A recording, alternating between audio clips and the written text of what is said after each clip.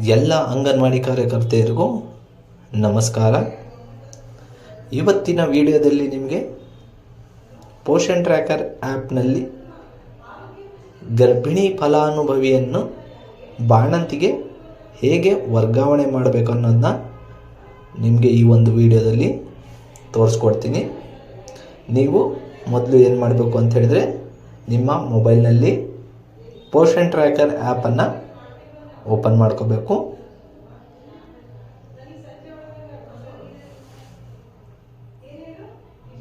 Poshan tracker app open ಆದ ನಂತರ ನೀವು ಗರ್ಭಿಣಿ ಫಲಾನುಭವಿಯನ್ನು ಬಾಣಂತಿಗೆ ವರ್ಗಾಯಿಸೋದಕ್ಕೆ ಯಾವ ಒಂದು ಆಪ್ಷನನ್ನು ಯೂಸ್ ಮಾಡಬೇಕು ಅನ್ನೋದನ್ನ ನಿಮಗೆ ತೋರಿಸ್ತೀನಿ.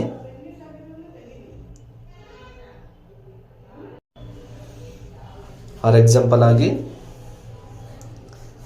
ಒಂದು ಬೆನಿಫಿಷರಿ ಅಂದರೆ ಗರ್ಭಿಣಿ ಮಹಿಳೆ ಡಿಲಿವರಿ ಆಗಿದೆ ಅಂದ್ಕೊಳ್ಳಿ.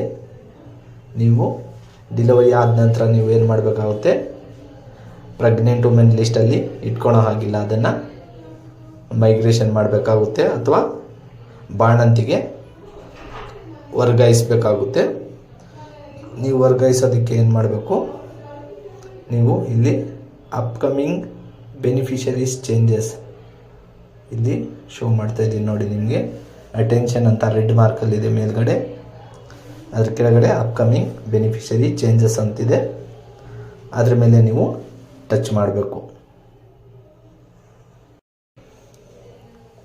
ಇದ್ರ ಮೇಲೆ ನೀವು ಟಚ್ ಮಾಡಿದ್ದಾದ ನಂತರ ನಿಮಗೆ ಎಕ್ಸ್ಪೆಕ್ಟೆಡ್ ಡಿಲಿವರಿ ಆಪ್ಷನ್ ಓಪನ್ ಆಗುತ್ತೆ.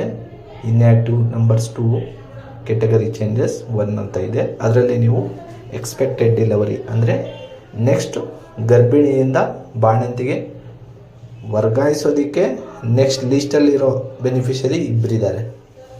ಅಂದರೆ ಇವ್ರದ್ದು EDD date, expected delivery date ಹತ್ತಿರ ಬಂದಿದೆ. ಹಾಗಾಗಿ ಇವ್ರನ್ನ ಡಿಲಿವರಿ ಆದ ನಂತರ ನೀವು ಏನು ಮಾಡಬೇಕು, ಮೈಗ್ರೇಟ್ ಮಾಡಬೇಕು. ಮೈಗ್ರೇಟ್ ಎಲ್ಲಿಗೆ ಮಾಡಬೇಕು, ಗರ್ಭಿಣಿಯಿಂದ ಬಾಣಂತಿಗೆ ಮೈಗ್ರೇಟ್ ಮಾಡಬೇಕು. ಮೈಗ್ರೇಟ್ ಮಾಡೋಕ್ಕೂ ಮುಂಚೆ ನೀವು ಏನೆಲ್ಲ ಮಾಹಿತಿಯನ್ನು ತಗೋಬೇಕು ಅಂತ ಹೇಳಿದರೆ, ಮೊದಲು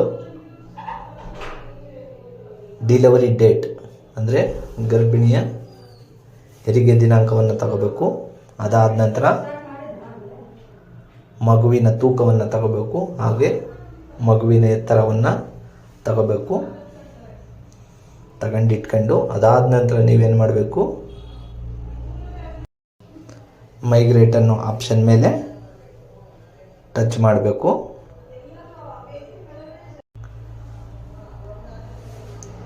ಟಚ್ ಮಾಡಿದ ನಂತರ ನಿಮಗೆ ಇಲ್ಲಿ Chandana beneficiary, age 22 years, pregnancy 7 months ಆಗಿದೆ.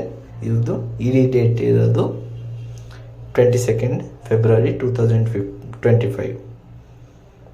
ಇನ್ ಕೇಸ್ ಆಫ್ 9 ಮಂತ್ಸ್ ಆಗಿದ್ರೆ ಅಥವಾ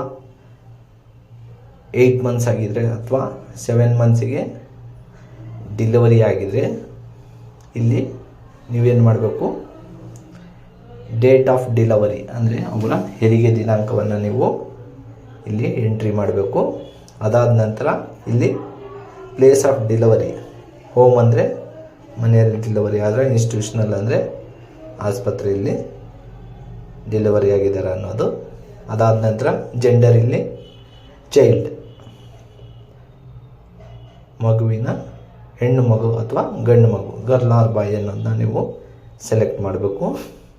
ಅದಾದ ನಂತರ ಚೈಲ್ಡ್ ಬರ್ತ್ ವೇಟ್ ಅಂದರೆ ಮಗುವಿನ ಜನನ ತೂಕ, ಅಂದರೆ ಮಗು ಹುಟ್ಟಿದಾಗ ತೂಕ ಎಷ್ಟಿತ್ತು ಅನ್ನೋದನ್ನ ನೀವು ಇಲ್ಲಿ ವೆಯ್ಟ್ ಇನ್ ಕೆಜಿಯಲ್ಲಿ ನೀವು ಎಂಟ್ರಿ ಮಾಡಬೇಕು.